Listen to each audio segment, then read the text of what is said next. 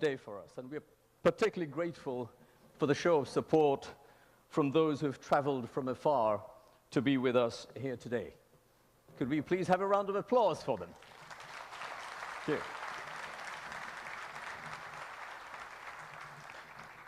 you. I just checked this morning the S&P 500 value of American stocks, for those who are following. It has lost 100%. Everything. 100% of the gains of the last 12 months in the last few days. If you're familiar with the VIX index of uncertainty, that's at the highest level of uncertainty since the height of COVID. So, at a time of global uncertainty and massive disruptions everywhere, if you're looking for some positivity and some possibilities and a relative haven of untapped potential, especially now with a clear direction of policy and governance, you're in the right place here in Bangladesh today.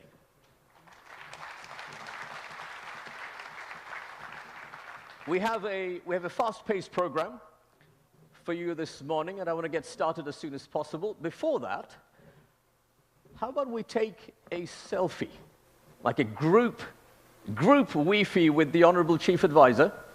Should we try and do that? So hold on to your smiles. ভাই একটু আমি সরে যাচ্ছি, আপনি একটু তুলে দেন।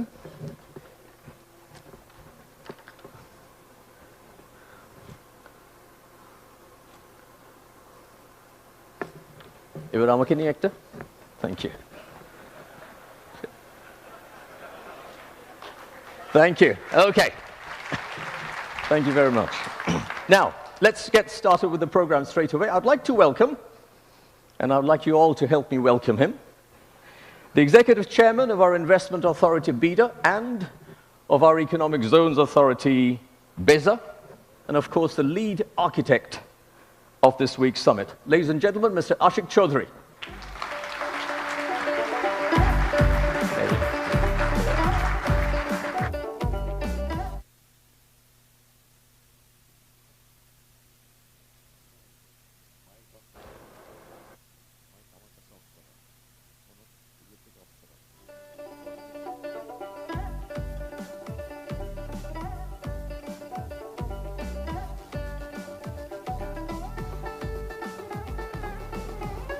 Okay. Yes. Yes. Without technical difficulty, any session is a waste of time.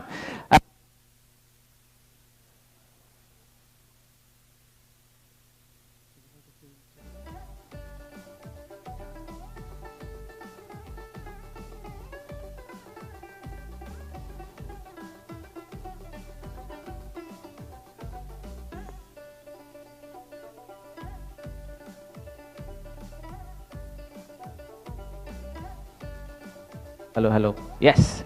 Sorry, that was actually intentional. We did it to just warm you guys up. So, good morning, everyone. Let's compete with Luktebhai one more time. Good morning, everyone. Thank you, thank you. Thank you for everyone for coming from such long distance. And we apologize for ones that we could not manage to give accommodation. We had exceptional level of interest for the summit, which is really great to see for us. My first slide is thank you slide. That's not the last slide. We just wanted to thank all of you for kindly coming and joining the summit. So the purpose of the summit is today, sitting in this forum, we would like to say that we are open for business, and we're really committed to win business from all of you. And to do that, we have already thrown Lutfi Siddiqui at you, not literally, but verbally. We'll also throw a Nobel Prize winner at you. We'll do anything to make sure that we win business from you. But first, I would like to take you to future. Let's think about a movie, Back to the Future. Let's go into that set and imagine that we are in 2035. In 2035, how would Bangladesh look like? You'll all be here again. My successor is going to be here presenting. That will be the 10th investment conference for us. And in that conference, we will not be talking about a rising economy, but we'll be talking about a regional manufacturing powerhouse. A country that's connecting east to the west, a bridge that connects Himalayas to Bay of Bengal, a manufacturing hub that is infested by global investors and local investors who are now exporting to the rest of the world. That vision, that imagination is what's driving us today. But it all started actually about 8 months ago. So from the future, let's go back in time to August 5th, 2024.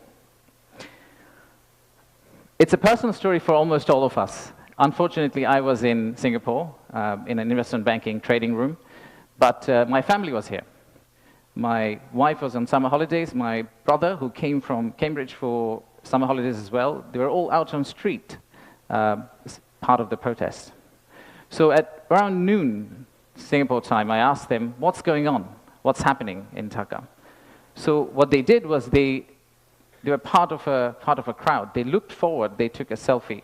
Sorry, not a selfie, a photo what's ahead of them, and they turned back and took another photo of what's behind them. So this first photo was what was ahead of them. And this one was what was behind them.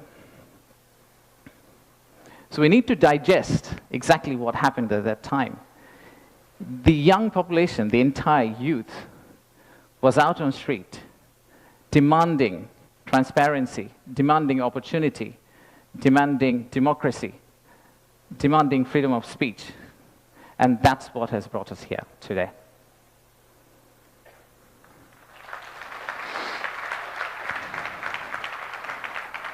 So today, the expectations are very high. The young population of our country, they're global. Unlike us, they're used to tweeting, they're used to looking at TikTok and looking at Singapore and Bangkok, so they don't want Dhaka to be Dhaka 2.0. They actually want Dhaka to become Singapore and Bangkok in 5-10 years' time. So how do we get there? That's the expectation we have. How do we get to Singapore and Bangkok within 5-10 years? How do we unlock the energy that we got during the August Revolution? How do we harness that energy and convert it into employment generation and industrialization? The story for Bangladesh was always there. A lot of you already know about it. We have 180 million domestic market. We have a young population. Almost half of it is less than 25 years old. The middle and affluent class is about 35 million people, which is as big as the Malaysian total population. We have many, many other factors that has led to where we are today. And actually, I must say that there are companies who have been here for more than 100 years and have made exceptional returns compared to the global markets. So if you look at some of these companies who have actually operated in Bangladesh for a long, long time, the returns they have got in Bangladesh is actually significantly higher than the global average.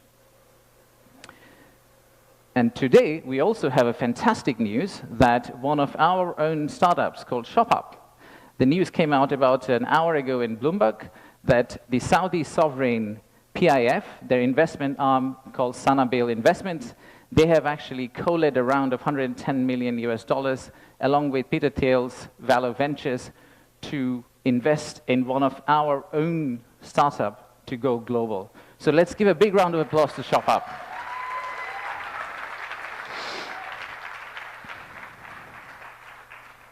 So that's today. That's today. So what's tomorrow? How do we go from here to the vision we have for 2035? So this $180 million story, or 180 million people story, is not enough. I think we need to redefine market. We believe the market is actually much larger. When we talk about market, we should be talking about a much larger regional market which you could potentially serve out of Bangladesh.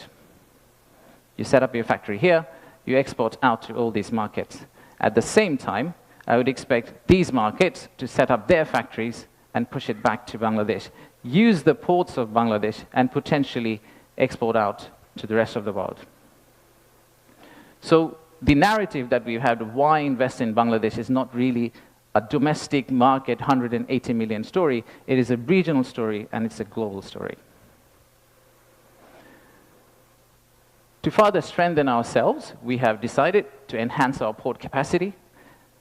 In Chittagong area, what you see now, we are actually tripling that within the next few years, which is essentially allow this region to consider Bangladesh as one of the biggest logistical hubs. However, that's not all. We need to do a lot more.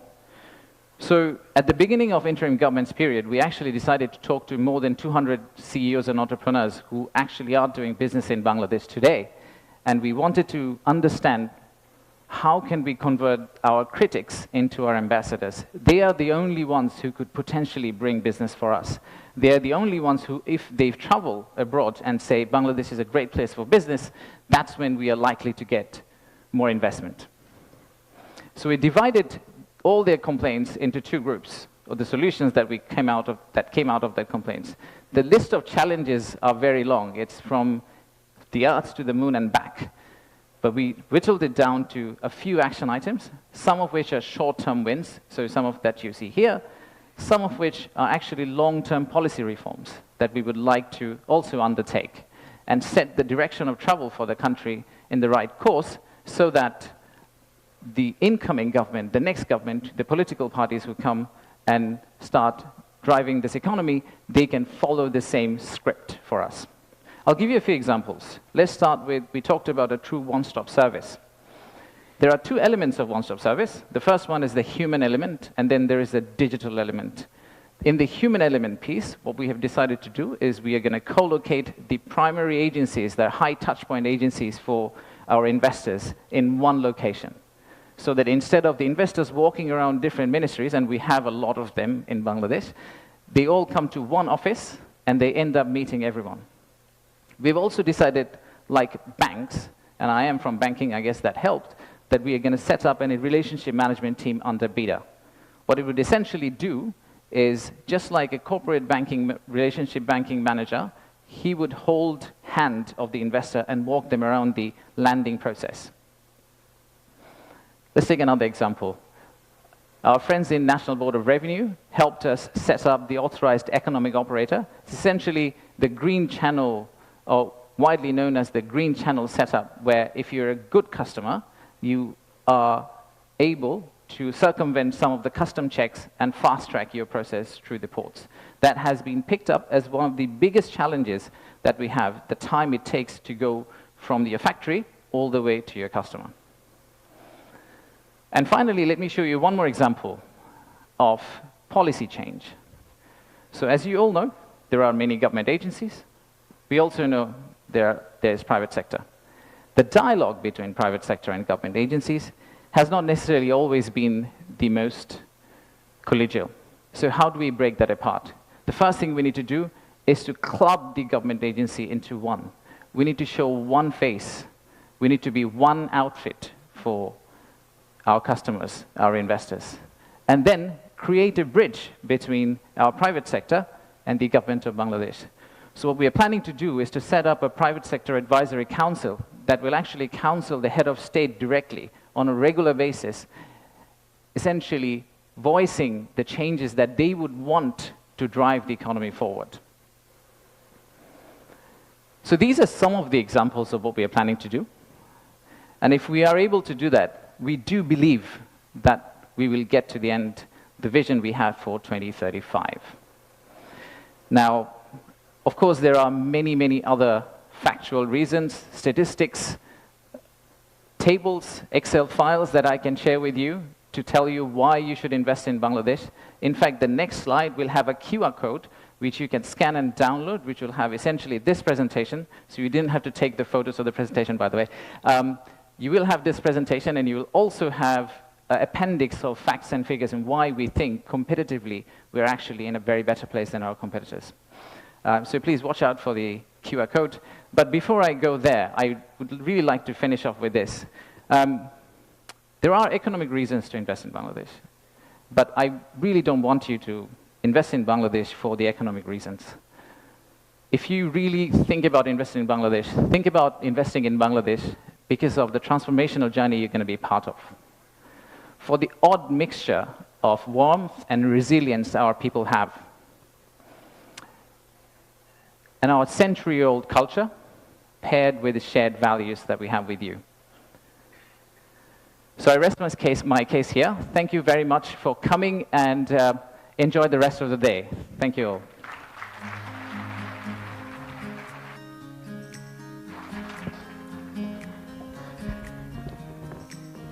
Thank you, Ashik. I just want to check whether people were listening or not. So a quick test. I need a show of hands. When he said that we would like to convert our critics into, did he say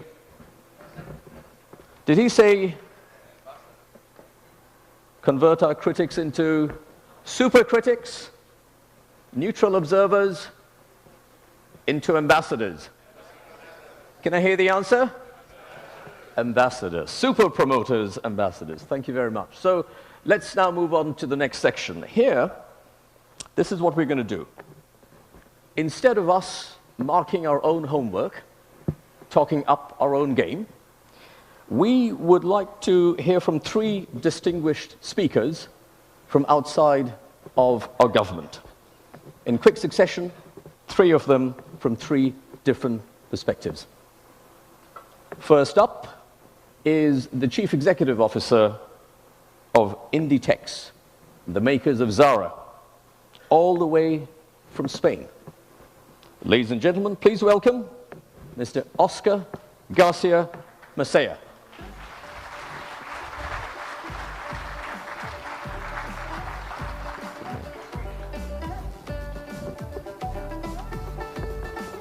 Here you go, Oscar. Thank you. Thank you. Good morning, everybody, distinguished authorities and dear friends. As have already mentioned, I'm coming from Spain.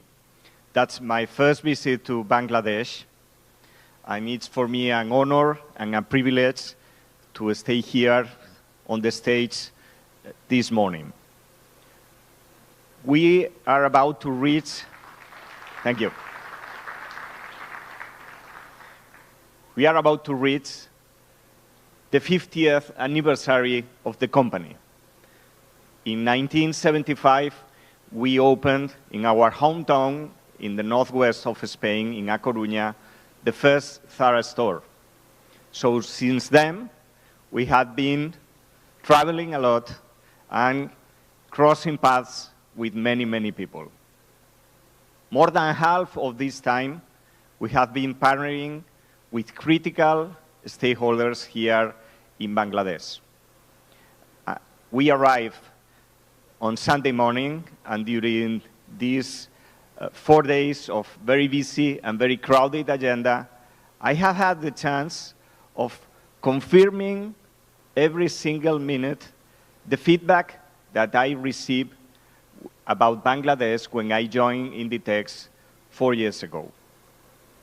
Entrepreneurial spirit and an ambition to keep on growing and to keep on improving not only the financials, but also, and even more important, the lives of the people.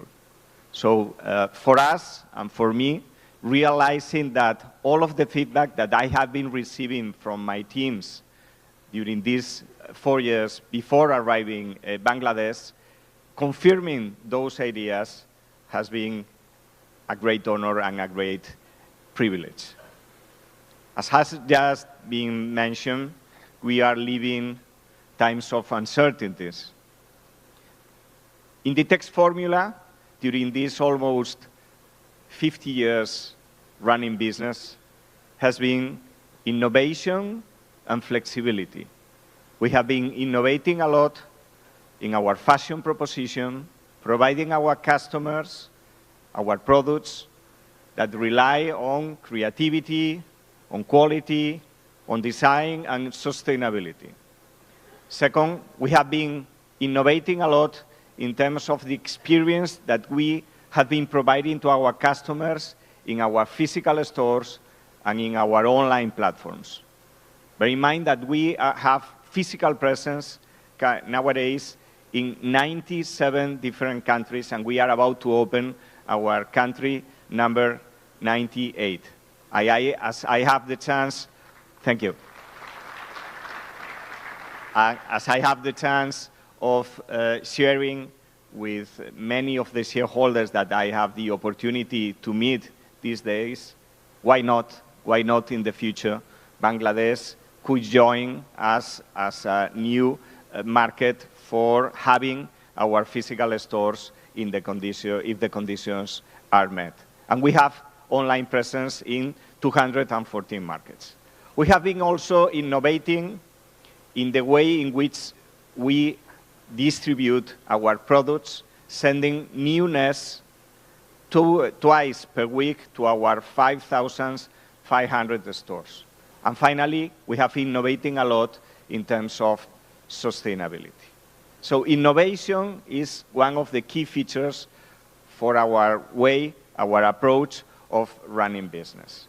Flexibility is the second main characteristic of our company.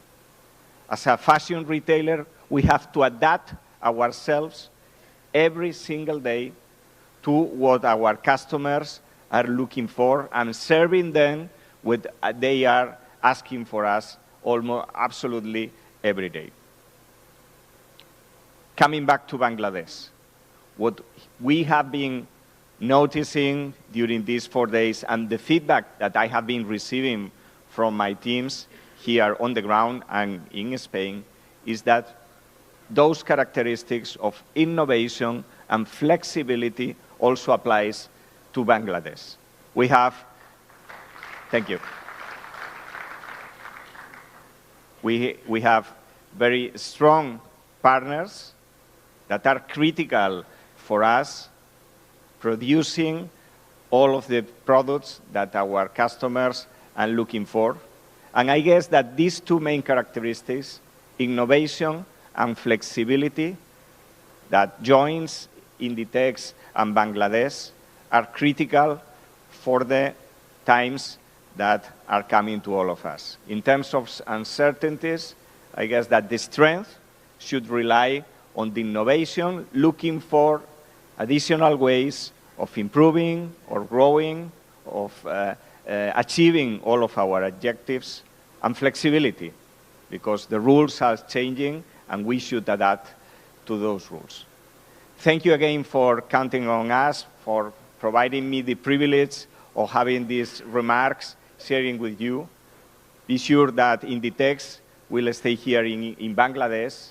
We will keep on strengthening our relationship with our different stakeholders and hope to see you soon in Spain. And thank you so much. Thank you. Thank you, sir. Thank you very much, Mr. Thank you very much, Oscar. Next, we will hear from the United Kingdom's trade envoy to Bangladesh. Ladies and gentlemen, please put your hands together for Baroness Rosie Winterton.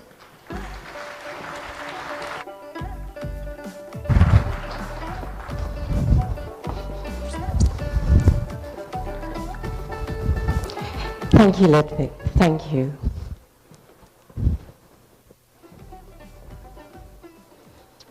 Good morning.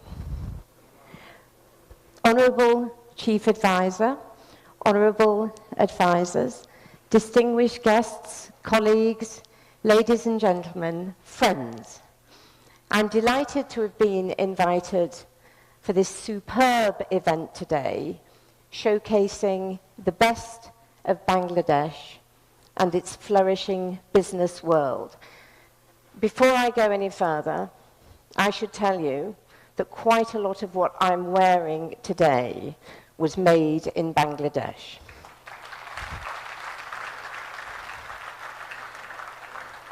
I won't go into too much detail, but rest assured, I always check the label. And earlier this year, I had the privilege of being appointed as the UK's trade envoy to Bangladesh. And when I was asked, I was absolutely delighted to accept this role for several reasons. The first is the opportunity to help with the UK government's #1 mission, and that is driving economic growth. This mission recognizes that growth can unlock countless opportunities and raise living standards for everyone. And to achieve this, we are working with business and partners around the world. And the UK and Bangladesh has, as we know, a shared endeavour of economic growth, job creation and prosperity. And frankly, this summit exemplifies that. The second reason why I was very excited to accept this role was having the opportunity to come back to your vibrant and fantastic country. I was last here in 2017, and a lot has changed since then. For example, the world has witnessed the generosity of the Bangladeshi people for welcoming over 1 million Rohingya refugees who fled persecution and violence in Myanmar. Thank you for that. As we enter the 8th year of the crisis, the situation in Myanmar for the Rohingya people, the UK wants to extend its heartfelt thanks to Bangladesh for its generous hospitality in hosting the refugee population. And of course, last year, as a friend of Bangladesh, we were all deeply saddened by the violence and loss of life during the student-led movement. We recognize the bravery of these students and many others who called for a different future for Bangladesh. Now, as a former Deputy Speaker of the House of Commons, and I may at some point say order, order, if things get out of hand, I take a very keen interest in institutions and the role that democracy plays in advancing stability, growth and prosperity. So the UK is working with the interim government on their priorities to restore law and order, ensure accountability, and promote national unity. And that is why, Honourable Chief Advisor, the interim government has the UK's full support as you chart a peaceful transition to an inclusive, prosperous, and democratic future for Bangladesh.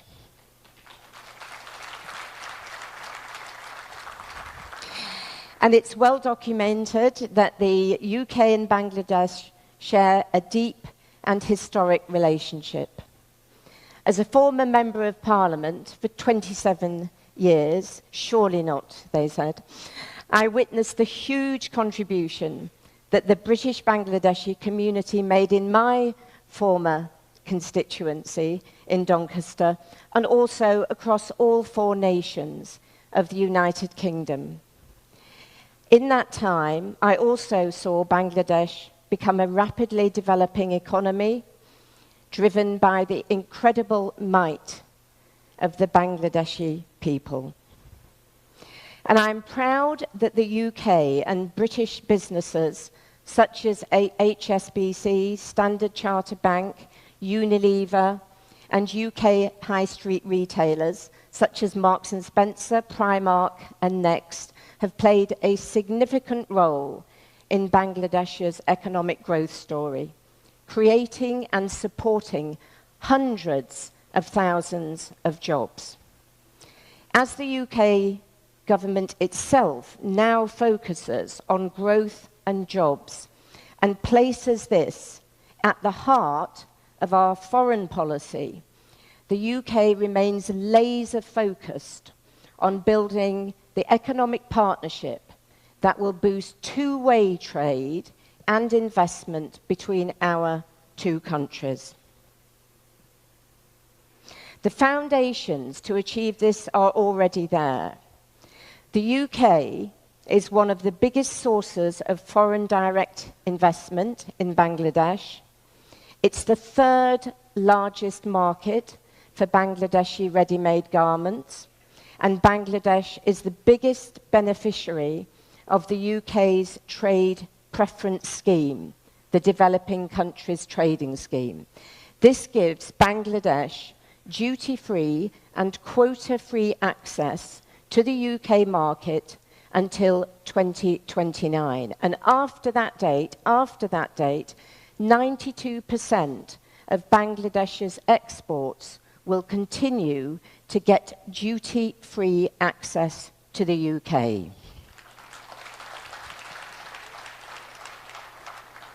This scheme also encourages Bangladesh to diversify its exports to the UK beyond garments, laying the groundwork for Bangladesh's economic security ahead of LDC graduation next year. The Developing Countries Trading Scheme provides opportunities for UK buyers and Bangladeshi suppliers across an increasing range of products. And as Bangladesh prepares to engage and enhance its trading relationships in the post-LDC era, the UK government is providing technical assistance to the Ministry of Commerce to strengthen their capability on trade policy and negotiations. I'm also pleased that His Majesty's Revenue and Customs will be providing capacity building support to the Customs Wing of the National Board of Revenue to enhance trade facilitation. Taken together, these initiatives constitute significant UK contributions for Bangladesh's LDC graduation process. Moreover, in support of the interim government's economic priorities, the UK is playing a proud role in supporting macroeconomic stability and restoring confidence in Bangladesh's banking sector, crucially important. And that allows Bangladesh to tap into the world-leading UK expertise in the financial services sector and build resilience in countering economic headwinds. The UK offer does not stop there. However, it's further complemented by our British investment partnerships. Our development financial institution, British International Investment, recognizes Bangladesh as a powerhouse market. It's investing $450 million in Bangladeshi companies between 2022 and 2026. BIA has invested in companies such as RFL Electronics to help diversify Bangladesh's manufacturing base, as well as supporting micro and SMEs and women-led businesses. I saw some great examples yesterday, I can tell you, through funding partnerships with BRAC Bank and Citibank.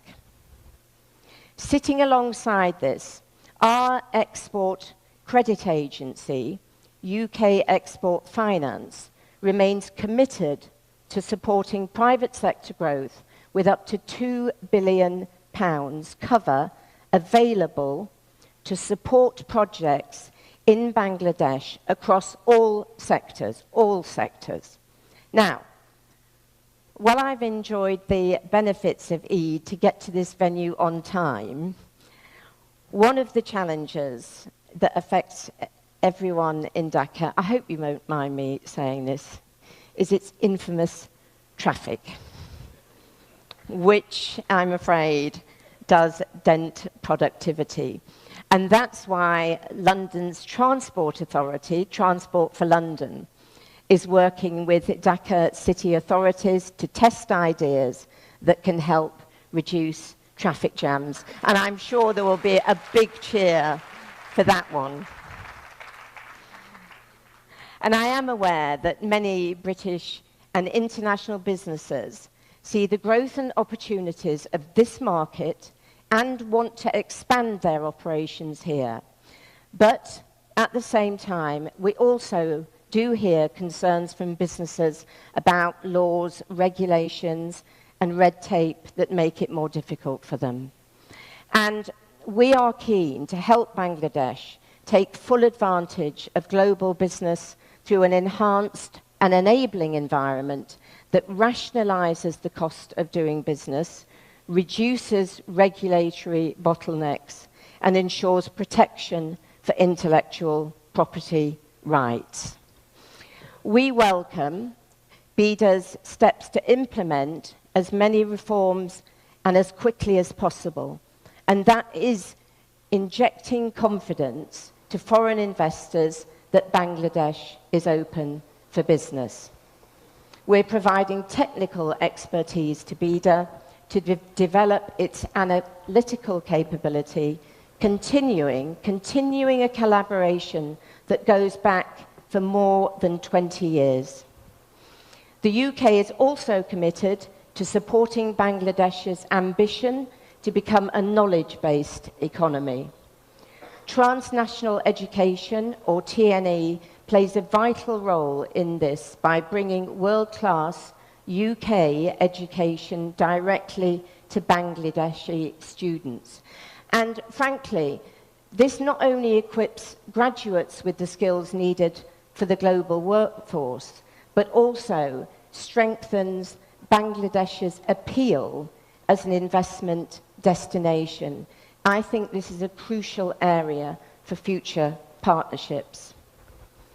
And while some excellent UK TNE programs already exist there, as I say, we do see significant potential to expand these partnerships. The UK government, through initiatives led by the British High Commission and the British Council in Dakar, is actively working to foster an environment where these collaborations can flourish. And we believe that by working together, we can, as I say, further strengthen the educational ties between our nations, benefiting both our economies and our people. Moving to our climate partnership, we're working together to unlock investment in clean energy and climate adaptation solutions. And we do want to harness the UK's world-leading financial sector and renewable energy expertise to help deliver Bangladesh's climate ambitions. And we all know in this room how important that is for the future of the world. In defence, we both share a deep and enduring commitment to a free and open Indo-Pacific. There's significant potential, however, for much closer defence collaboration over the coming years, building on our enduring military-to-military partnership. And I see opportunities to unlock ready-to-go opportunities in the maritime sector and in wider defence procurement partnerships. So, now as Bangladesh diversifies, I call to action British companies across all industries. Come out to Bangladesh, seize the opportunities here. I was delighted to be with Ashik Chowdhury last month at the UK government's Indo-Pacific Trade Roadshow in London and hear him share, as he did today, the exciting prospects to do business in this country. It's inspiring. And as he and I discussed, I'm particularly pleased that we're working closely with Bangladesh on our shared ambitions in aviation, in defence, in financial services, higher education, and the transition to cleaner growth. So to conclude, the UK and Bangladesh economic, trade, and investment relationship is stronger than ever. I can tell, you can feel it here today, there is a fresh impetus for us to refresh our bonds and work even more closely together. He'll come from that side. The UK will remain a steadfast partner to Bangladesh, and our businesses and people in both countries will play an important role in that together. Onek Donna Babb. Hey. Thank you. Thank you. Thank you. Thank you. And now to complete this trilogy, the third of our speakers will be our very own Syed Naseem Mansoor from Bangladesh. Mr. Mansoor is, amongst many things, the founding director of Apex Footwear. So, ladies and gentlemen, Syed Naseem Mansoor. Thank you, Fred. Please. Thank you. Thank you so much. Honorable Chief Advisor, honorable advisors, excellencies, distinguished guests, and most importantly, fellow members of the Bangladesh business community, President of ICC Bangladesh, Metropolitan Chamber, Dhaka Chamber, and our friends from abroad. Assalamu alaikum and good morning, sir. I am proud, privileged, and humbled to be able to present in front of you the local investor's perspective on Bangladesh. I work for a company called Apex. We are shoemakers, retailers. We work in the pharmaceutical space. But I'd like to start by doing the pop quiz that seems to be the style today. This morning, we were asked many, many things. And I think one of the things I would like to ask the audience is that what do you think a Qatar Airways pilot, a caregiver in Japan, Michael Kors handbags, golf clubs sold in Japan, and ocean-going vessels have in common? Any ideas? They're all born in Bangladesh. Thank you. This is what Bangladesh does. We create, we innovate, we find ways, as we heard from the CEO of Inditex. If nothing, we are creative. And the reason that we are here today, ladies and gentlemen, as the private sector of Bangladesh, proud to represent Bangladesh, is that number. It's not 165 million, it's not 170 million, it's not 175. It's the 114 million labor force of Bangladesh. This is the strength of Bangladesh. We talk about the three unspoken heroes, ladies and gentlemen.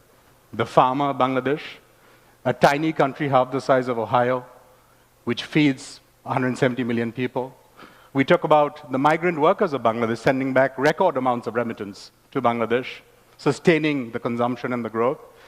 And an area which is particularly close to my heart, the people who work on the shop floors of Bangladesh, making product from Bangladesh. For the wages that we are able to pay and that, inshallah, we will continue to raise, for the productivity that we get, for the quality that we deliver, for the obstacles that we overcome, there are very few countries in the world that has this quality of workforce. One of the things I never like to say, and I think we would like to consciously avoid, is the word cheap labor. I think it's demeaning to our labor. Our labor is not cheap.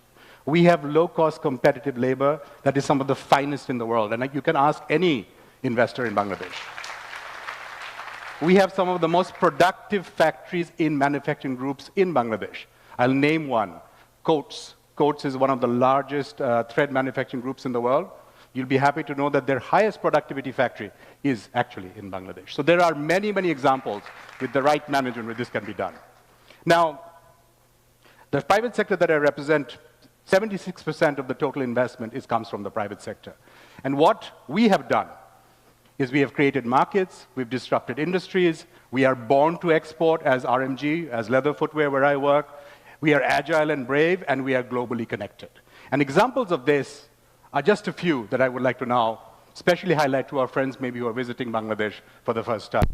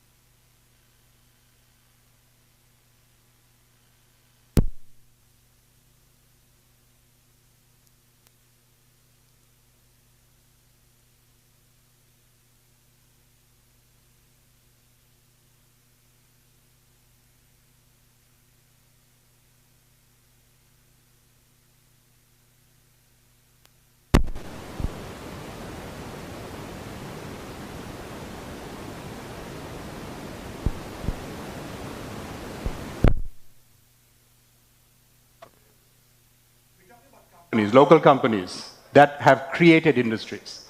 And let me tell you what would have been in that slide when that slide comes back. We talk about companies like Kollol. In the late 1970s, they decided that there is a market here for facial tissue, and everybody laughed at this company and said facial tissue. And they went to the United Kingdom and then licensed Fay tissues. And today, facial tissue is a multi-million-dollar industry in Bangladesh. We're talking about companies like Square Pharma, which today not only manufactures FDA-certified grade pharmaceutical in Bangladesh, but actually has a plant in Kenya serving the African continent. We're talking about a company like Akij Bashir, which, by the way, is making European quality glass, but is also 51%, according to the website, solar. So we do things differently. You talk about a company, and this has now become iconic, Partex, which is actually, sorry, can you please go back to the previous slide? Okay, thank you. We talk about Partex. Partex is actually now a word in Bangladesh. We used to make furniture, thank you so much. We used to make furniture only with solid wood. Now you have Partex board. You talk about, I love this one. I don't know if you know this logo. It's Amanat Shah Lungi, the little flower on the side. Amanat Shah Lungi is a third-generation lungi producer, which is now a vertically integrated textile producer. Why can't we have an international lungi brand? A lot of people wear lungis. Look around. So I think there's a lot of stories here that need to be told. We talk about Arong. Arong is one of the few social businesses in Bangladesh, and Sir, of course, wrote the book on this, where basically they employ the rural artisans and they bring that to market at a speed and at a pace that nobody else can match. They just built the world's largest craft store in the Hanmundi. For those of you visiting, go take a look. 60,000 square feet of beautifully handcrafted Bangladesh. We talk about Pran. You can go from Africa, I think, to Antarctica, and you can go anywhere, and our version of Pran, of the famous patata chips, is everywhere. So Bangladeshi companies scale, Bangladeshi companies can compete. And of course, last but not least, we do have BGMEA. Putting Bangladesh garments on the map, made in Bangladesh, the label check that we heard about. ACI, the last example that I will give. ACI aerosol, we all grew up with that. Unfortunately, mosquitoes is part of life also in Bangladesh, but it's also an opportunity. This was a brand that was built in Bangladesh, then acquired by a US company. They came and they bought the brand. So Bangladesh is building brands not only for us, but for local investors. Now, Bengalis, traditionally, we have had this rep of being the babus. For those of you who don't know what a babu is, we tend to be not risk takers, we're risk averse, we like the nice government job, we like to have the 9 to 5, we're not the greatest entrepreneurs. That was the old Bengali. But look what the Bangladeshi Jadoo has done. We have gone in and we have found markets because we see opportunity to create, to disrupt, to find new ways to lead. We can scale.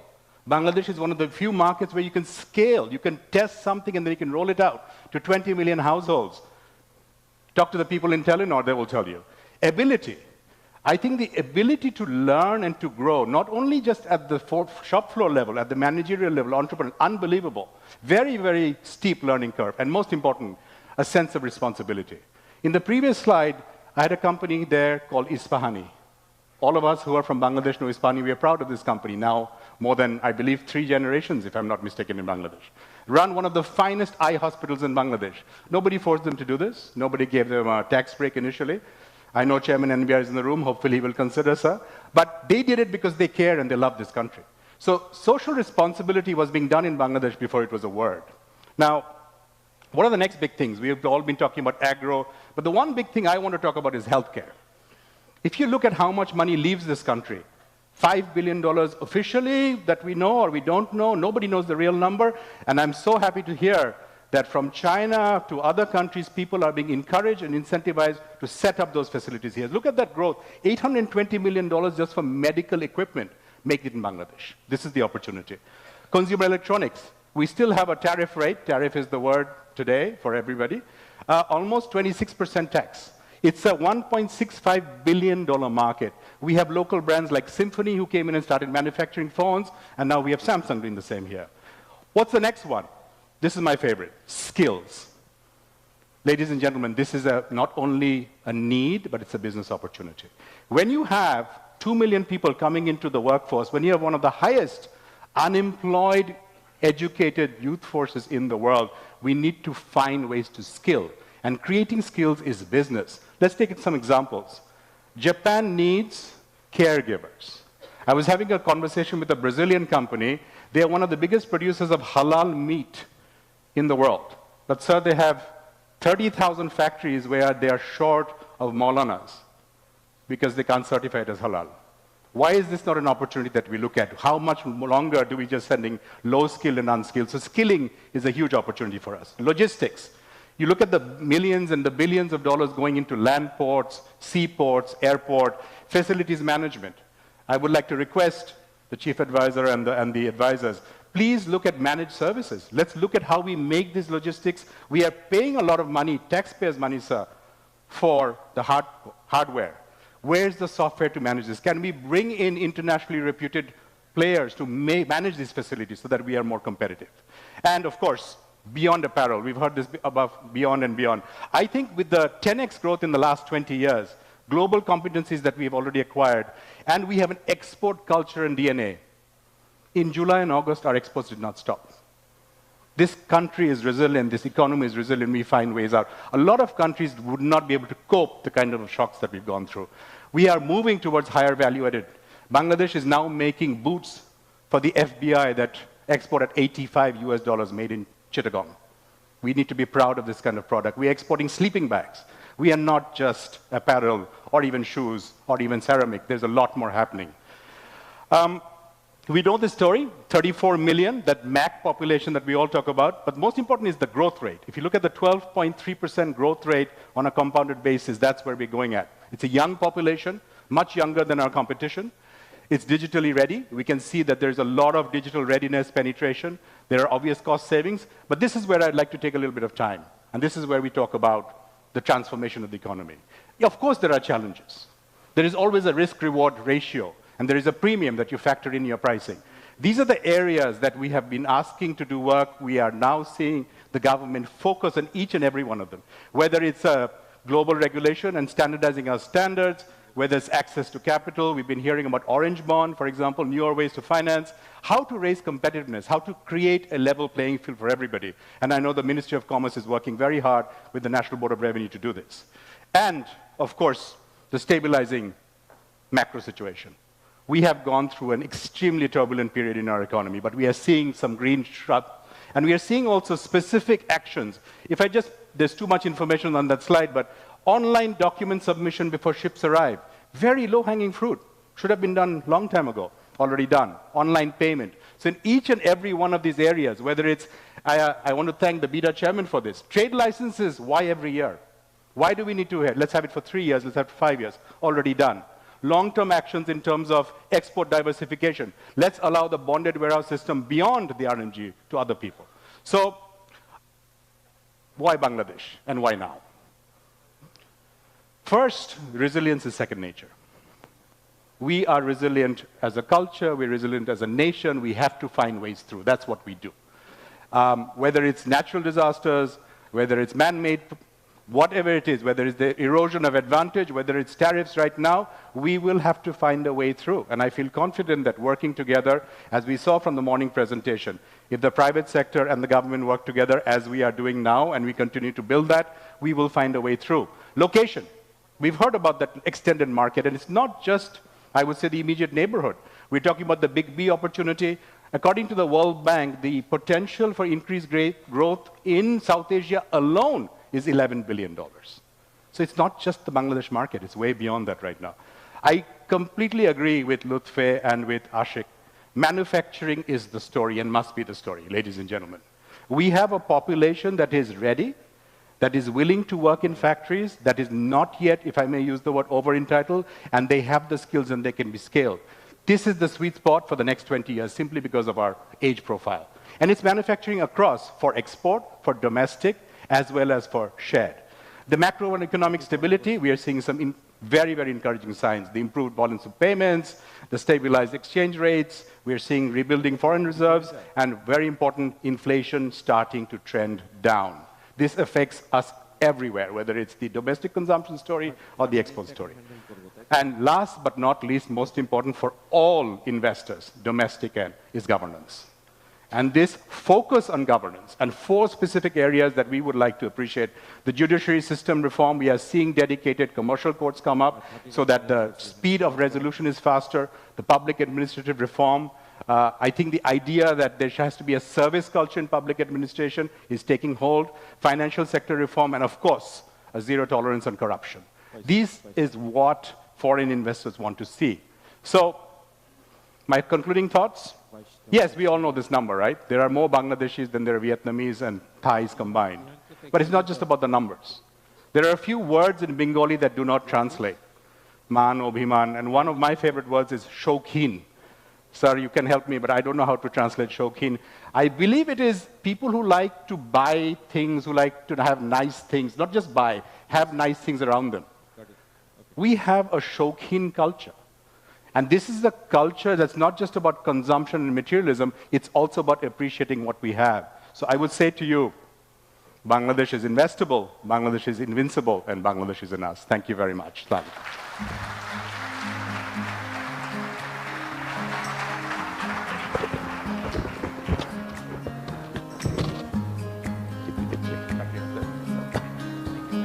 Thank you, Nasim Bhai, and my apologies to you and to the audience for the interruption earlier on. Now we've come to the next segment of the program, which is really, really exciting because we're going to be celebrating and recognizing trailblazers in 4 categories. But I'm not going to tell you any more. To do that, please welcome on stage Mr. Nayan Rahman Rochi, Head of Business Development at BIDA and the overall operations lead of this event. Thank you. Good morning, ladies and gentlemen, and I hope that you are enjoying the Bangladesh Investment Summit so far. As Mr. Siddiqui just mentioned, I'll be announcing the winners of the first ever Excellence in Investment Awards, an award that recognizes and celebrates the journey and efforts of our investors who have made significant strides in reshaping Bangladesh's future through impactful investments. This year, the Excellence in Investment Awards will be given in 4 categories: innovation, ESG, foreign investment, and local investment. The award process was meticulously designed and implemented in partnership with KPMG, a globally recognized and independent professional services firm, bringing their global expertise and standards to ensure credibility, transparency, and fairness. Despite a very short application window, we did receive 167 applications, reflecting Bangladesh's dynamic and fast investment landscape. Can I please ask all of you to give a big round of applause to all the 167 applicants? The applications, though, then had to go through KPMG's globally accredited multi-step validation process that includes data verification, criteria-based scoring, and physical site validation. The shortlisted candidates then were presented in front of a 4-member high-level jury who eventually decided on the 4 winners for today. These inspiring organizations will be receiving a uniquely designed trophy by Mr. Shamal Sarkar, a renowned Bangladeshi sculptor known for his outstanding work on contemporary sculpture. The winner's trophy design reflects growth, economic progress, marked by innovation and inclusivity.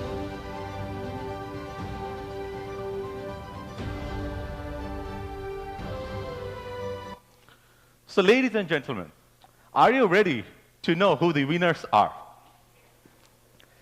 But a small note before I announce. To limit the disruptions in terms of movement, may I kindly request the winners, whenever I announce your name, to gather at the corner on my right side and stand there. I'll call you up on stage later, but if you can kindly just gather when your names are announced, that would actually help all of us. All right? Having said that, let's start with the innovation category, category number 1. This category recognizes successful early-stage entrepreneurs who have already made transformational inroads into the existing ways of doing business through either innovation or their entrepreneurial spirit. Ladies and gentlemen, the first Excellence in Investment Awards for the innovation category goes to Fabric Lagbe.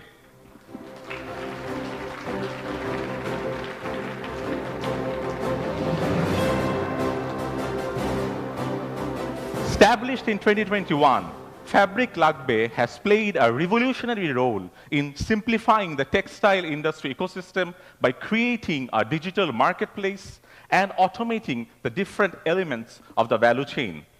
Can we have our AV on Fabric Lagbe, please?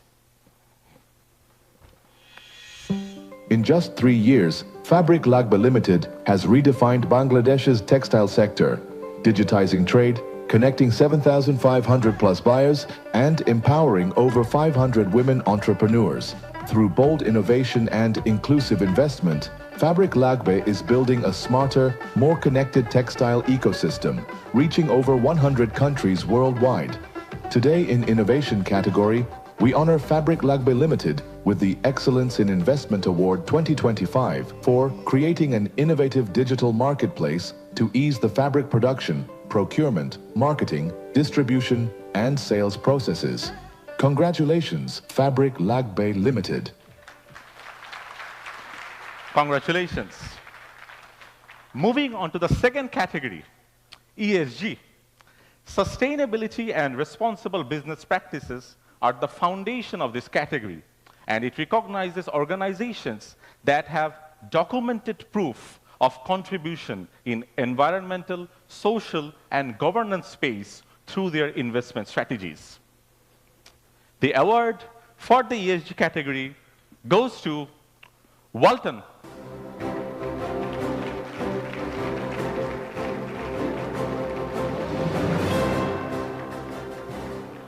Walton has demonstrated continued excellence and commitment to sustainability by setting up mass renewable projects, employee well-being initiatives, and consistent commitment to financial standards and governance.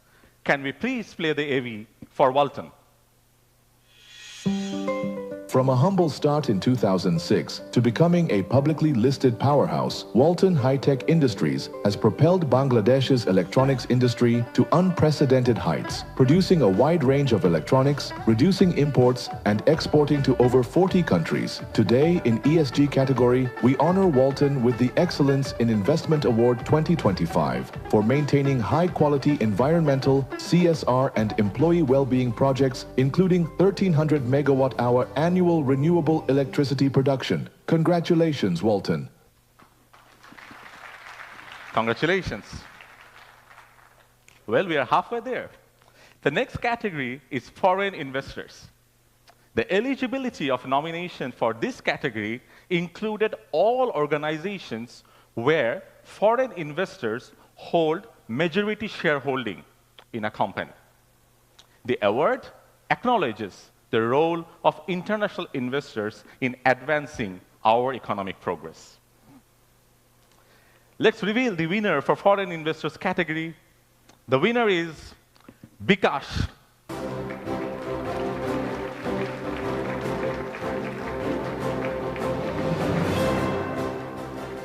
Bikash is the first unicorn startup of Bangladesh and has been consistently maintaining a stellar track record on both financial delivery and return for investors.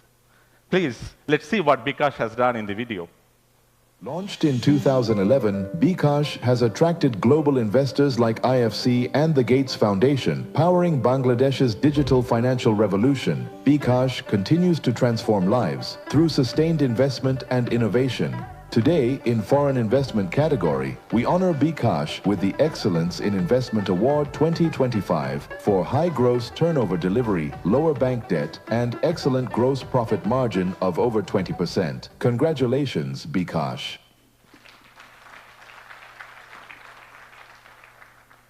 Our last category of the Excellence in Investment Awards is the local investors, awarding local businesses for their outstanding role in driving economic growth, fostering innovation, and creating employment opportunities in the country. Always a big category, the local business one. The winner for the local category is Square Pharmaceuticals.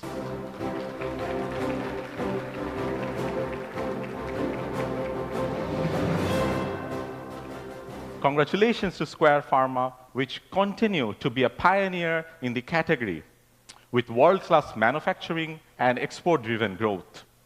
Square, in fact, over the last 3 years, has delivered 20% revenue. Can we watch a video on Square Pharma? From a small venture in 1958 to a pharmaceutical giant, Square Pharmaceuticals has forged a legacy of excellence. Pioneering world-class manufacturing and export-driven growth, Square invests in cutting-edge facilities, R&D, and talent. Today in local investment category, we honor Square Pharmaceuticals with the Excellence in Investment Award 2025 for long-term investment commitment, average revenue growth of over 17%, and excellent return on capital employed. Congratulations, Square Pharmaceuticals. Congratulations, Square Pharma, and to all 4 winners. Your contribution and inspiring stories will truly leave a legacy in our investment journey. Also, a shout out to all our applicants who participated in this year's Excellence in Investment Awards. You truly are the heart and soul of this economy, and we are truly, truly grateful to you.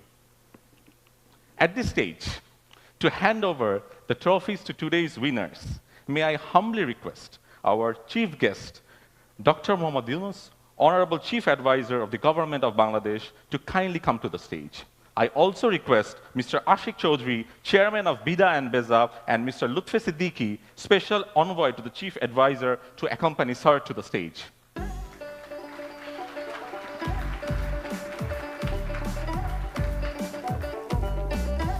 Lutfi.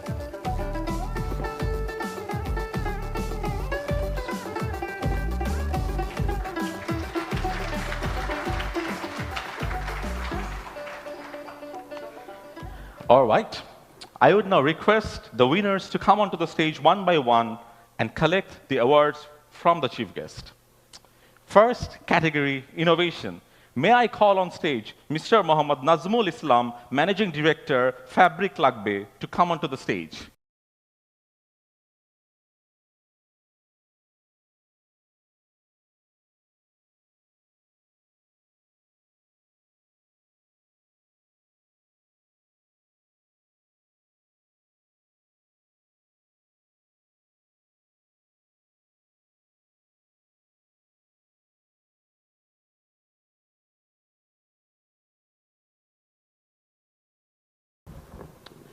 Next, for the ESG category, I humbly request Mr. S. Mahbubul Alam, Managing Director of Walton High-Tech Industries, to come to the stage.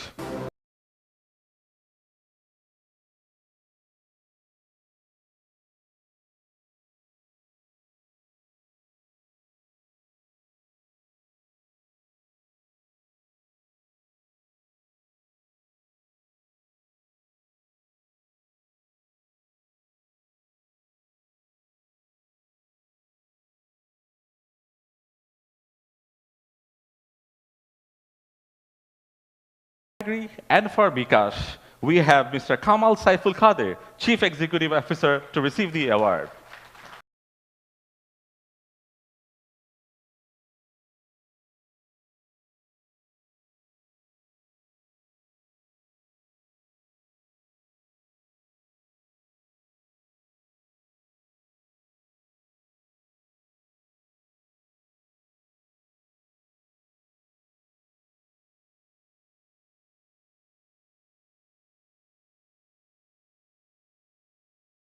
For the list, for the local investment category, I request Mr. Eric S. Chaudhry, Director, Square Pharmaceuticals, to come to the stage and receive the award from the Honorable Chief Advisor.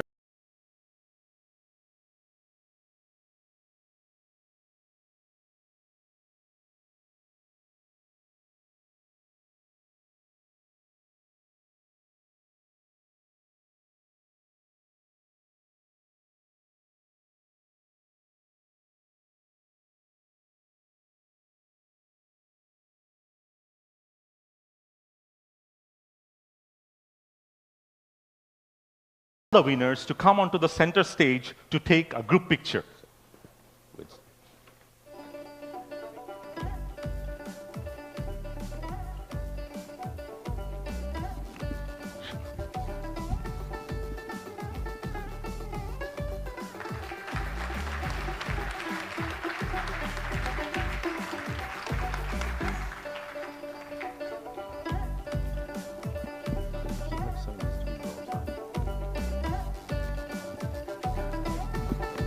Thank you. That concludes our Excellence in Investment Awards, and I now request the winners to go back to their respective seats. Thank you, everyone. Hope you enjoy the rest of the session.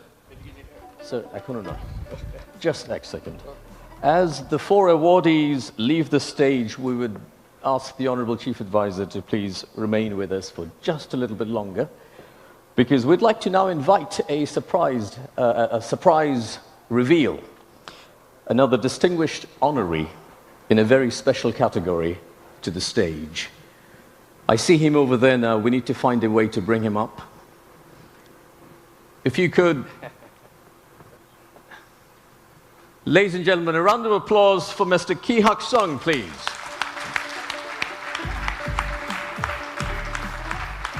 As Mr. Sung makes his way to the stage, let me just say a couple of words. He's the founder, chairman, CEO of Young One Corporation, a Korean multinational company specializing in outdoor clothing and footwear. The firm is a global leader with production facilities in multiple countries, not least here in Bangladesh. We're truly grateful for his 45-year-long dedication to this country and his pioneering work developing the eco-friendly Korean export processing zone over the years. And today, we are delighted to award Mr. Kanak Sarwar an honorary citizenship of Bangladesh.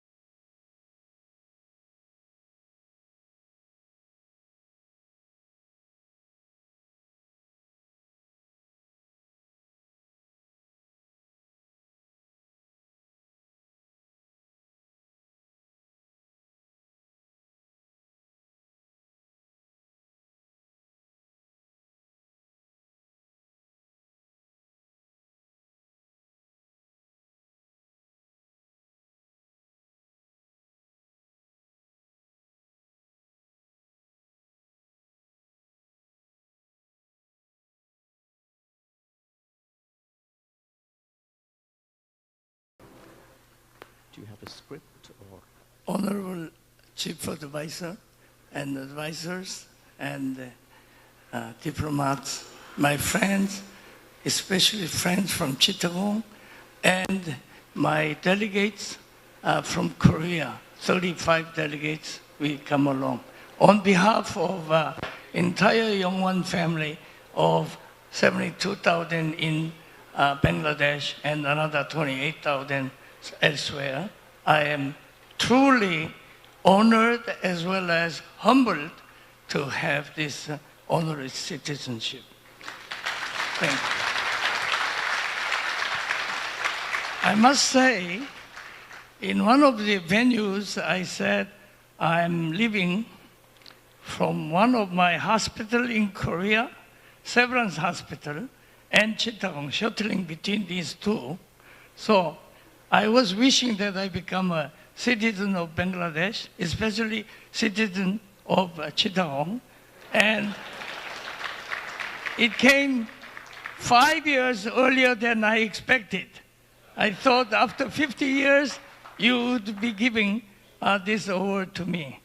Thank you very much, Honorable Advisor.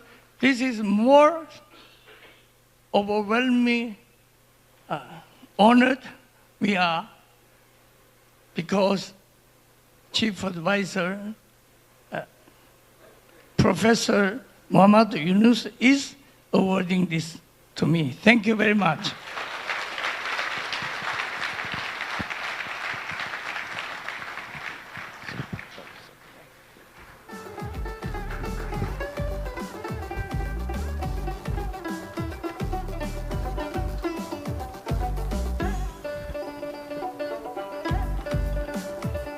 So it's now time for the grand finale of the opening plenary. It's time for us to now hear from our chief guest, our chief host, and the Honorable Chief Advisor of the Government of Bangladesh. Ladies and gentlemen, please welcome Nobel Peace Laureate, Professor Muhammad Yunus.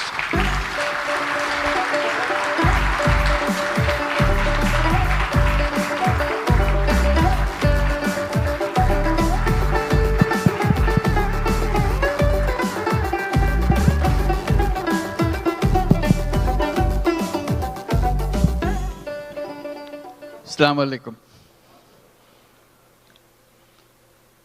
It's a very emotional occasion.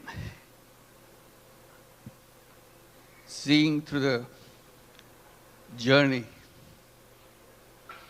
that Bangladesh has gone through.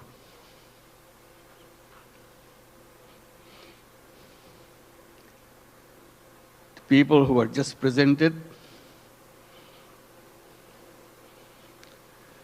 they are the heroes of Bangladesh. Let's give another big applause for them.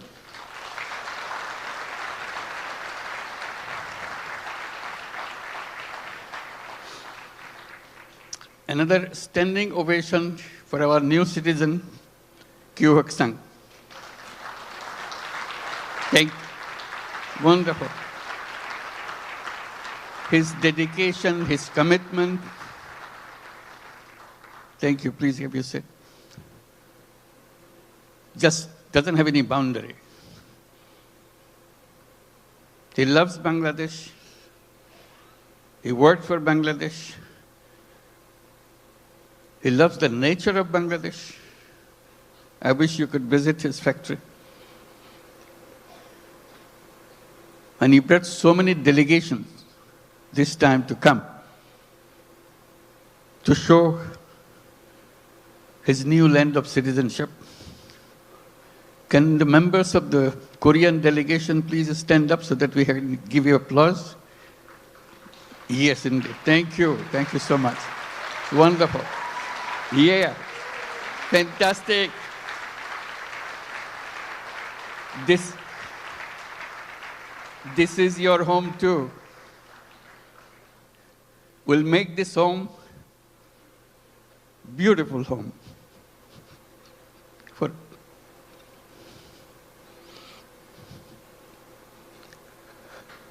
Seeing them today,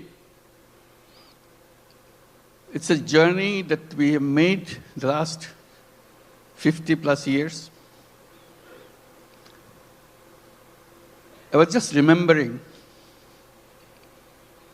when we became an independent country in 1971. The celebration that we went through and commitment we made for building a new nation.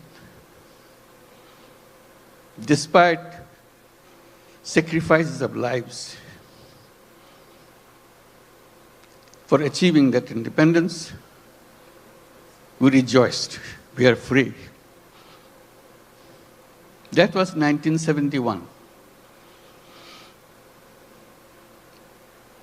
Then came 1974.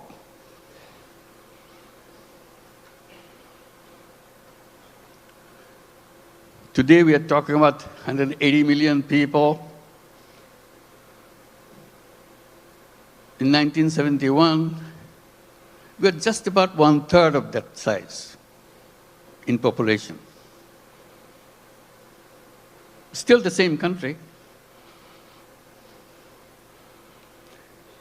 74 is a year that we cannot forget.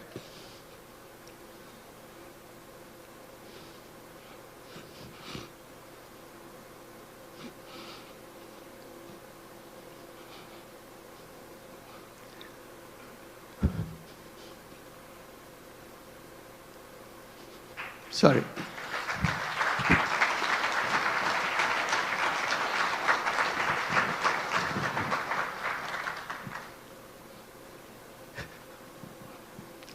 Sorry, my words. I cannot bring my word. People died of hunger. A famine throughout the country.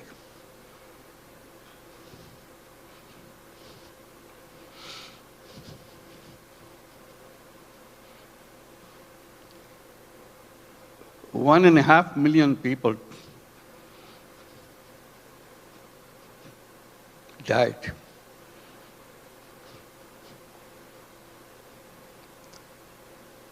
So that was the country we started with.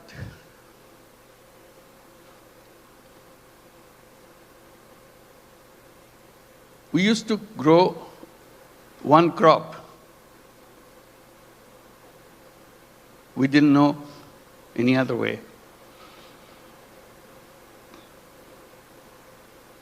Our population was known as farmers because they have no other profession.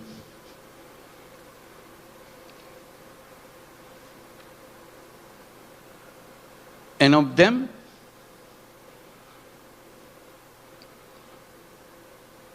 three-fourths of the population were landless farmers. They had no land.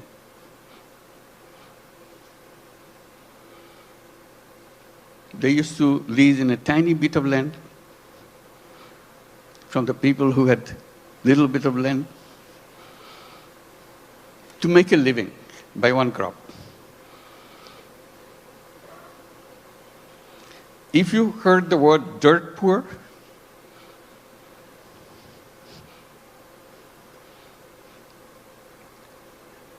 that was Bangladesh. Very difficult life.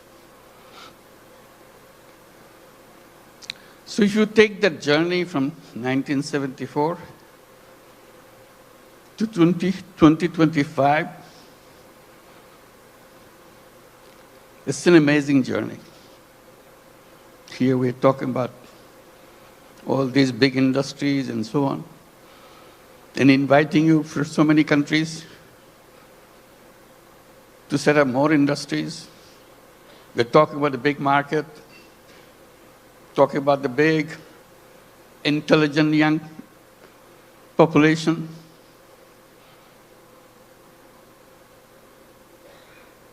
That's Bangladesh.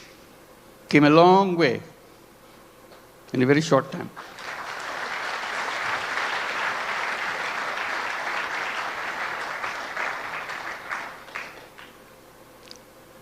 In that famine-ridden country,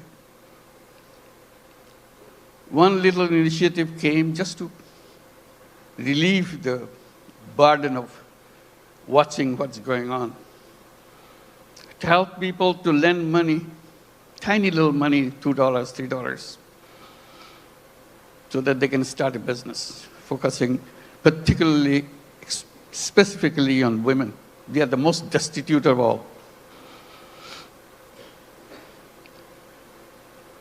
That became known as microcredit. We created a bank called Grameen Bank. Had no idea what this finally will turn out to be. But it turned out to be a global name.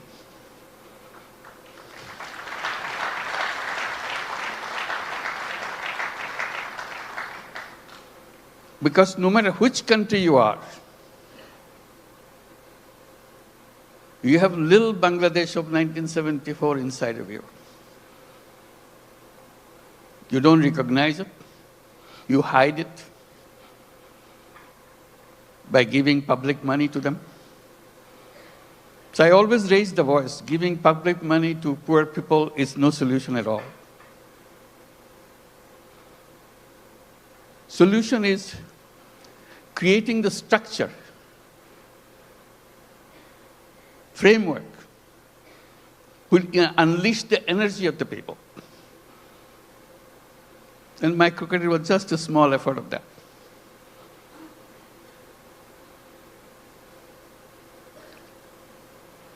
Then a crazy idea came over. when government wanted to issue license for telephone. We had nothing to do with telephone. We didn't have any telephone in the country. Few telephone in the cities. Most of them don't work. So we talked, why don't we apply for a license for telephone company? A crazy idea. Government asked, what do you do with the telephone company? What business you got to do? I said, we'll give it to poor women. They laughed at us. To make a long story short, we got the license. Called it Grameen phone, because we had the Grameen bank, Grameen phone.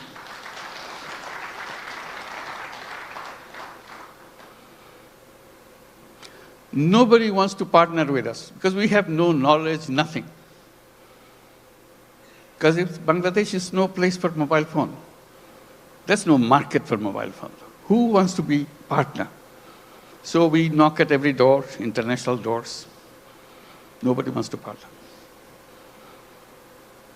Finally, someone I personally knew in Norway, who happens to be chairman of Telenor. I explained to him, can you help me? Explained why we want to do this and why we want to bring the phone to the women. He took it seriously. But the company board doesn't agree with him. They said, what, Bangladesh? We never heard a name called Bangladesh. So it's a big effort for him. The more board rejects, he comes back again, explain again. Finally, he got it through. The company assessment was, at the peak of this company, you will have 200,000 users of the mobile phone in the whole country, 200,000. And you cannot make a living on this with this kind of clientele. He told me, I said, are you crazy? It will be at least 10 times more than that.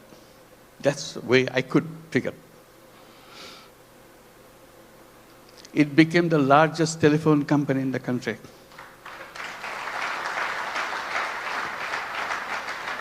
And women were the recipient of those telephone handsets.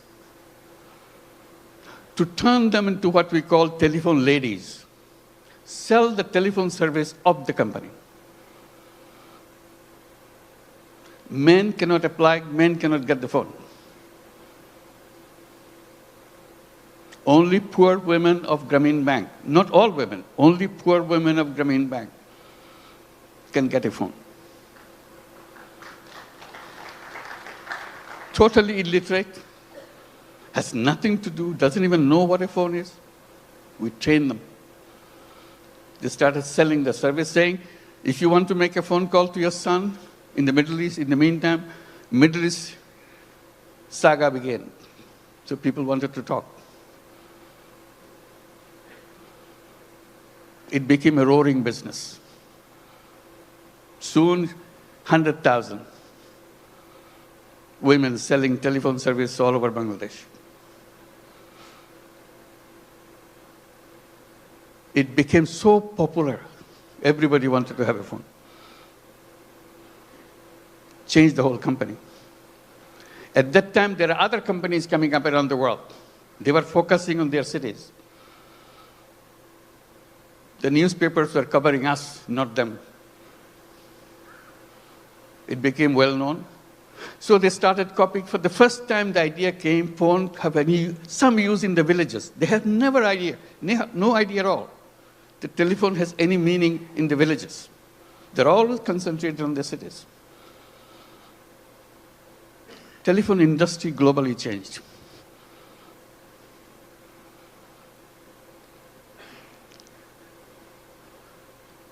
I'm narrating this story a little bit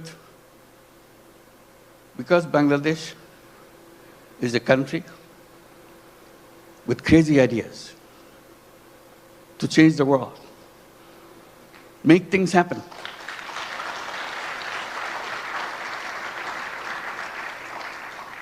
Everyone you saw on the stage receiving the award has very powerful, crazy ideas and made them happen. So we invite you to join that crowd. Not only change Bangladesh by your business, change the world.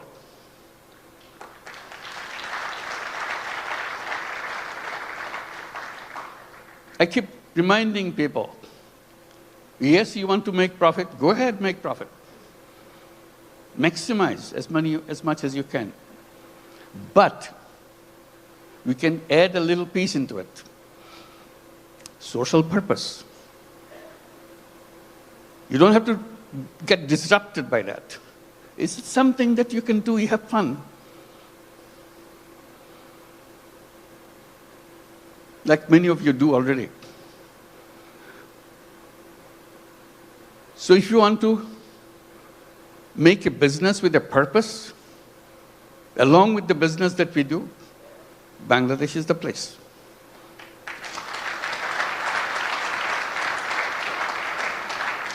You will not know what your business will be like. Why the whole world is following you. Why suddenly you look back, how did it happen? Bangladesh makes it happen.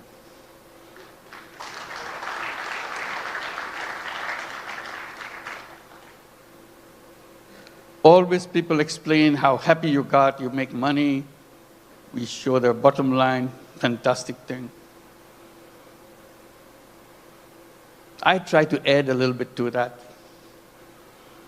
by saying making money is happiness, definitely, of course. But making other people happy is a super happiness.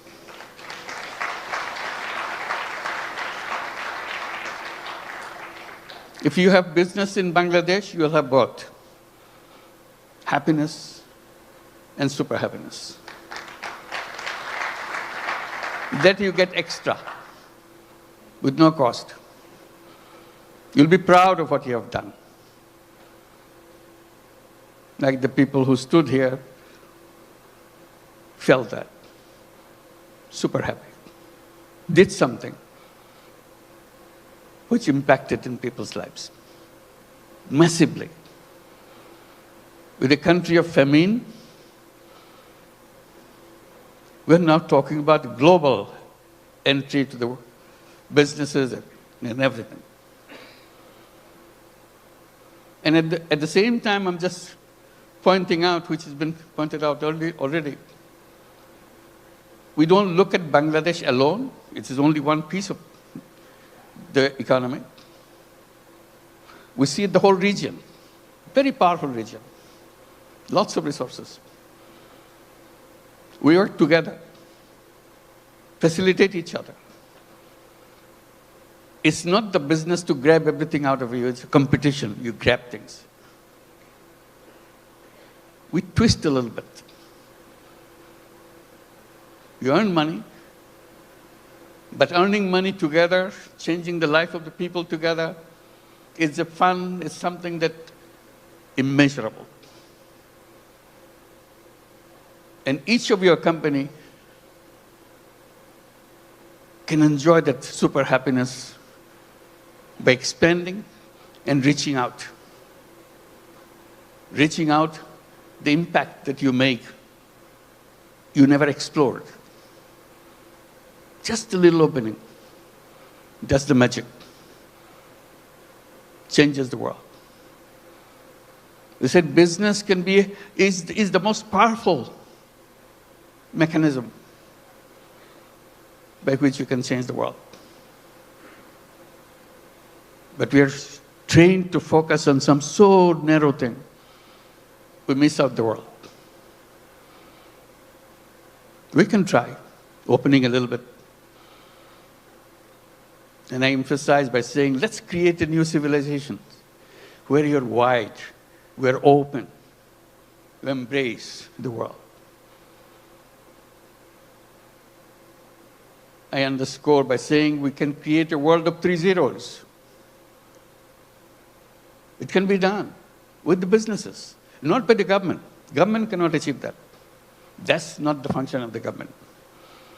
It's the function of individuals, human beings. We are human beings. We can change the world. And business gives us a big, powerful tool in our hand. And the new civilization, I say, should be a civilization where there will be no carbon emission. We can do that. That's where the business innovation comes. All we have to do is just pay attention to that side. No carbon emission. It's a self-destructive system if you allow carbon emission to continue. No wealth concentration. It's fun to make money. But wealth concentration is the most dangerous thing to a human being. It will destroy the whole world. And zero unemployment. The young people get excited about it. Because all of you are entrepreneurs, not job seekers. Think like an entrepreneur. Make things happen. And Bangladesh is a place to see that. How suddenly people, we are known as farmers. We're a country of farmers, landless farmers. We didn't have any land, much land, little. Only in the 70s, early 60s maybe, 60s, some crazy young guys from the universities dared to enter into something which is happening in the country because of business interest of other countries, garment industry. They said, why not us? That was the beginning of the garment industry in Bangladesh, those crazy young guys. All the first generation, some of them are already here, came out of that generation. And now moving into the second generation, you heard Nasim, the second generation entrepreneur. That's our history. In 2 generations, second generation is just the beginning. It's still the first generation going on. Topon is here too, I saw him. Where are you? Second generation, I'm sure. So that's a journey of generations. Now, what is the third generation coming up? Are we prepared for that? That's a challenge to all of us. And we talk about second generation, we have to talk third generation a little bigger. Boys and girls. Somehow, in entrepreneurship in the past, women left out. We have some, but very few. But women are as creative, as entrepreneur as anybody else.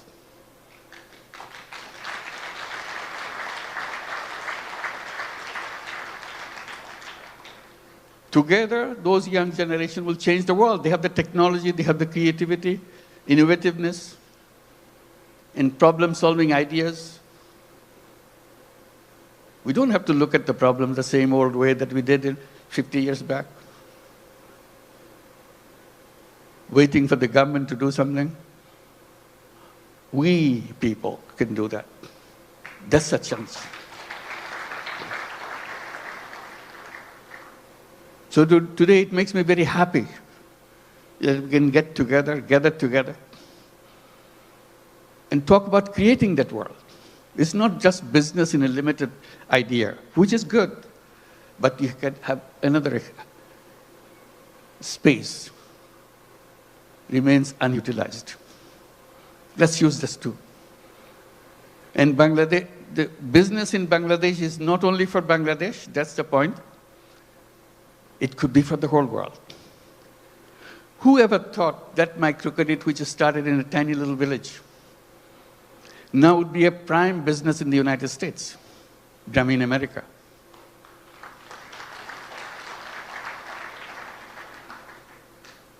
Millions of women take money from Grameen America.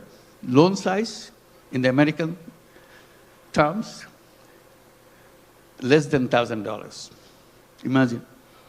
needing less than $1,000 in the United States. Such a hassle, such an impossible thing. They get so grateful that somebody gives them, usually $500, $600. Now the whole gummy in America became annually about $2 billion a year. In the next 4 years, it will be $5 billion a year. It's growing very fast. So little things. In that sense, Bangladesh ground is very fertile. You put a little bit of seed, it becomes global.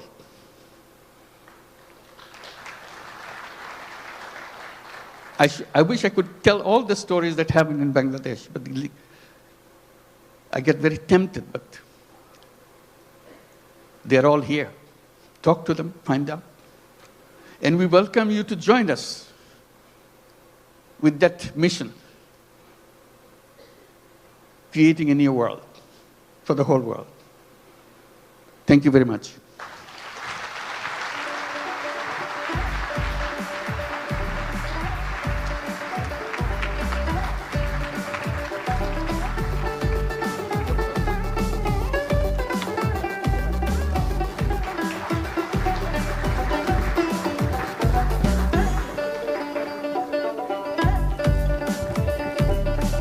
Ladies and gentlemen, requesting everyone to stay seated until our Honorable Chief of Advisor is departing the hall. Thank you. Ladies and gentlemen, humbly requesting everyone to stay seated until our Honorable Chief of Advisor has departed the hall. Thank you. Could I get the microphone, please? Can you hear me?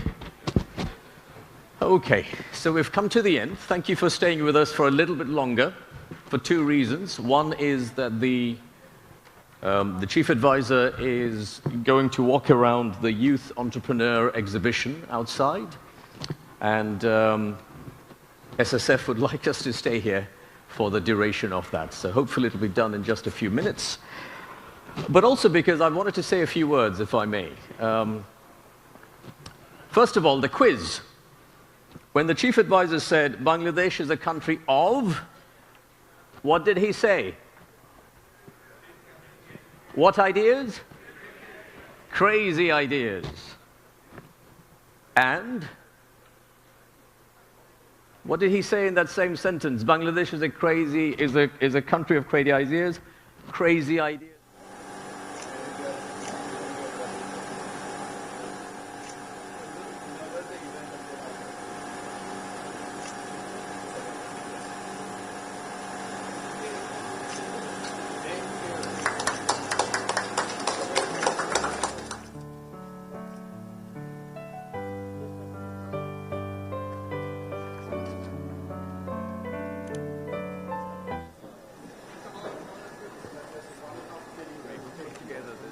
Spectacular week, this wonderful event.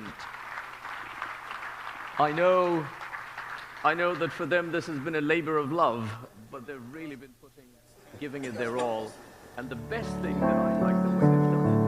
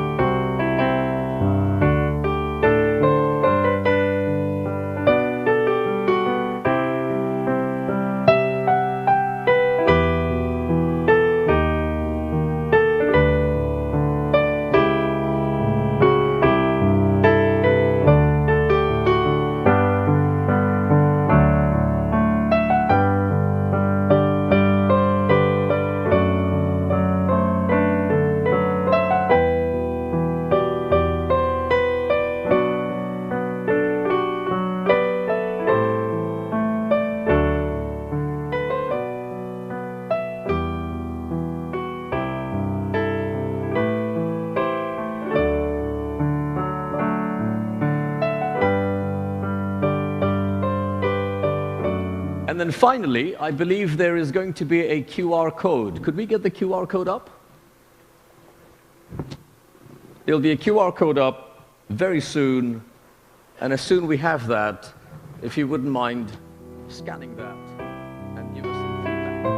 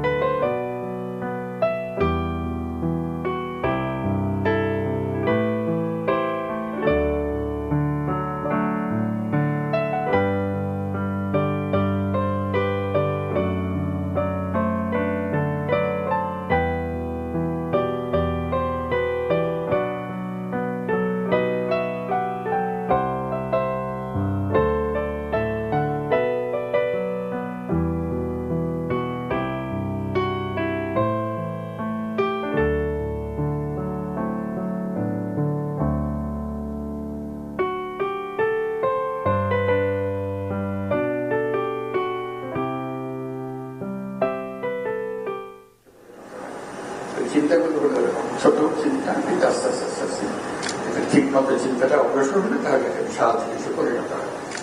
আজকে দেখা হলো সংক্ষিপ্তভাবে, সবাইকে সালাম দিলাম, ভবিষ্যতে ইনশাআল্লাহ আবার দেখা হবে। খুদা হাফেজ, আসসালামু আলাইকুম।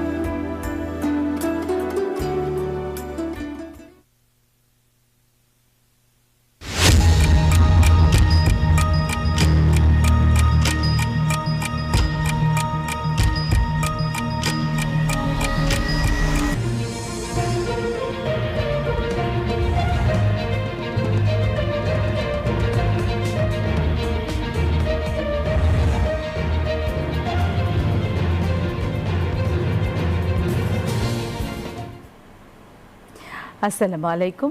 মধ্যাহ্নের সংবাদে আপনাদের আমন্ত্রণ জানাচ্ছি আমি স্বর্ণনাগ। 2025 সালে মাধ্যমিক স্কুল সার্টিফিকেট এসএসসি ও সমমানের পরীক্ষা শুরু হচ্ছে আগামীকাল। এবছর 19,28,000 পরীক্ষার্থী দেশের 11টি শিক্ষা বোর্ডের অধীনে এ পরীক্ষায় অংশ নেবে। সুষ্ঠু, সুন্দর ও সম্পূর্ণ নকলমুক্ত পরিবেশে পরীক্ষা অনুষ্ঠানের লক্ষ্যে সব ধরনের প্রস্তুতি গ্রহণ করা হয়েছে। নতুন সংশোধিত রুটিন অনুযায়ী 10 এপ্রিল শুরু হয়েছে, পরীক্ষা চলবে 13 মে পর্যন্ত। এবারও বাংলা প্রথম পত্রের পরীক্ষা দিয়ে শুরু হবে এসএসসি পরীক্ষা। নির্দিষ্ট দিনগুলোতে সকাল 10টা থেকে বেলা 1টা পর্যন্ত তত্ত্বীয় পরীক্ষা অনুষ্ঠিত হবে। ব্যবহারিক পরীক্ষা অনুষ্ঠিত হবে 15 থেকে 22 মে পর্যন্ত।